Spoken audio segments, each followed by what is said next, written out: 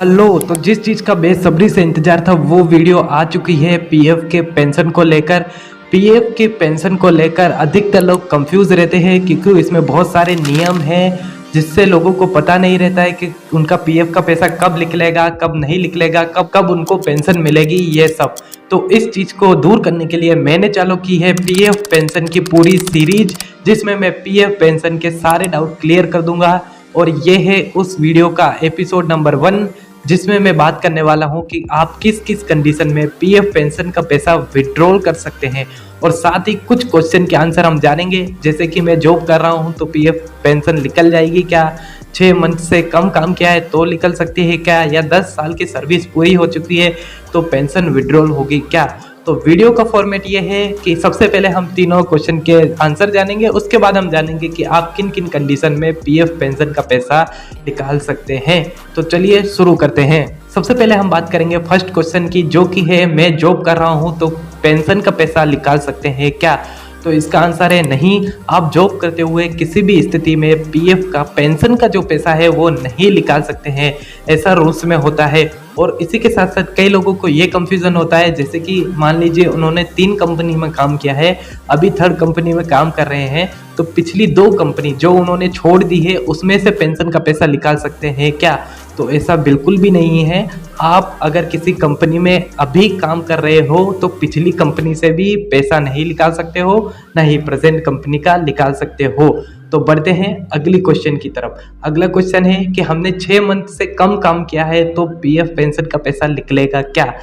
नहीं, अगर आपने 6 मंथ से कम काम किया है तो आप पीएफ पेंशन का पैसा बिल्कुल नहीं निकाल सकते हो। वो पैसा अब आपका फंस गया है, पीएफ के पास ही रहेगा। ऐसा क्यों, इसके बारे में हम समझते हैं। देखिए, कई लोगों को ऐसा लगता है कि जब भी वो अपनी पीएफ पासबुक देखते हैं तो उन्हें यहाँ पर पेंशन शेयर नजर आता है, तो वो सोचते हैं कि हम ये विड्रॉल कर सकते हैं, लेकिन ऐसा बिल्कुल भी नहीं है। पेंशन शेयर यहाँ से जितना अमाउंट है वो विड्रॉल नहीं होता है।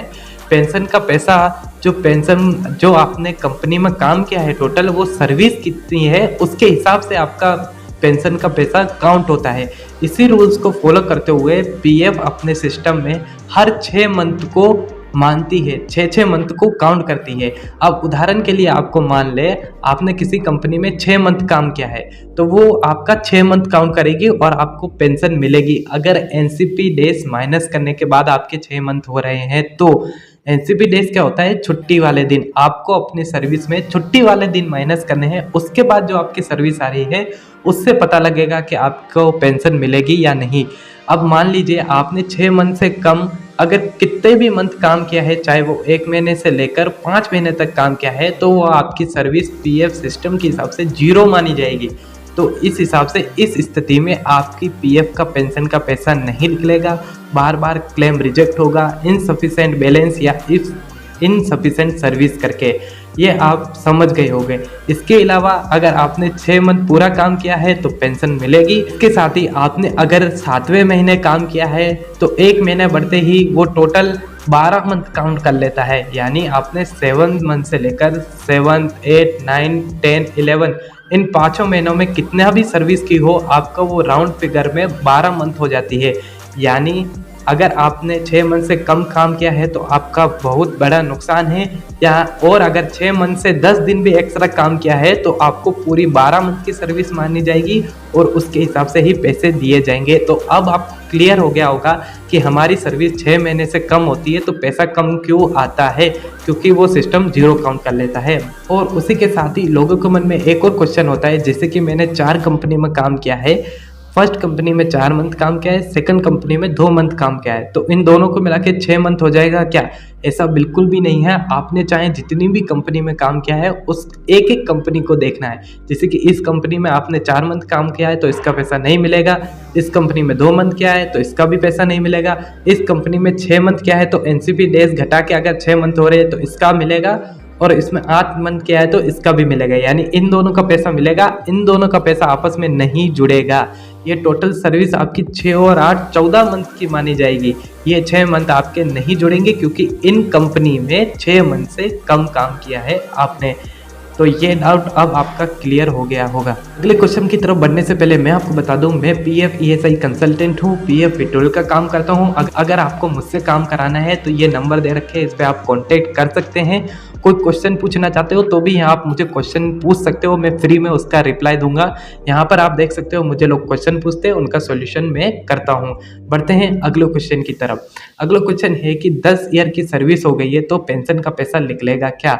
जैसा कि मैंने आपको बताया, अगर आपकी 10 ईयर की सर्विस हो गई है तो आपका पेंशन का पैसा नहीं निकलेगा, विड्रॉल नहीं होगा, वो आपकी पेंशन स्कीम में ट्रांसफ़र हो जाएगा। मतलब आपको पर मंथ पेंशन मिलेगी, उसके बदले आप विड्रॉल बेनिफिट नहीं ले पाओगे। अब यहाँ पर आपको एक चीज़ ध्यान रखनी है, अगर आपकी सर्विस 9.6 मंथ यानी 9 साल 6 महीने हो जाती है तो उसके बाद आप विड्रॉल नहीं कर पाओगे, क्योंकि 6 मंथ का रूल मैंने आपको पहले बताया है। 9 साल 6 महीने होते ही आपका पूरा 10 ईयर काउंट हो जाएगा। तो ये थे सवाल जिनके आंसर हमने जाने। अब हम जानते हैं कि हम किस किस स्थिति में विड्रॉल कर सकते हैं। सबसे पहले कंडीशन है जब आपने कंपनी में 6 मंथ से ज़्यादा काम किया हो तो। दूसरी कंडीशन है आपने 9 साल 6 महीने से कम काम किया हो तो। तीसरी कंडीशन है जब आप किसी भी कंपनी में काम नहीं कर रहे हो तो आप पीएफ पेंशन का विड्रॉल ले सकते हैं। उसके लिए आपको क्या करना होगा? उसके लिए आपको सिंपली आपने जितनी भी पुरानी कंपनी में काम किया है उसका पैसा लास्ट कंपनी में ट्रांसफ़र करना होगा। उसके बाद फॉर्म 90 एंड टीएनसी फिल करके पीएफ पेंशन का पैसा निकाल सकते हैं। पेंशन के लिए टेंसी फॉर्म फिल किया जाता है, अगर आप केवल टेंसी फॉर्म फिल करेंगे तो रिजेक्ट हो जाएगा, इसलिए फॉर्म 19 पीएफ का पैसा निकालना बहुत ज़रूरी है। तो ये थी वीडियो जिसमें मैंने पीएफ पेंशन के बारे में बहुत ही इंपॉर्टेंट डाउट क्लियर किए हैं। मुझसे कोई काम कराना चाहते हो तो व्हाट्सएप पे मुझे कांटेक्ट कीजिए और इस चैनल को ज़रूर सब्सक्राइब कर लेना, और भी वीडियो पीएफ से रिलेटेड आ रही हैं। बाय।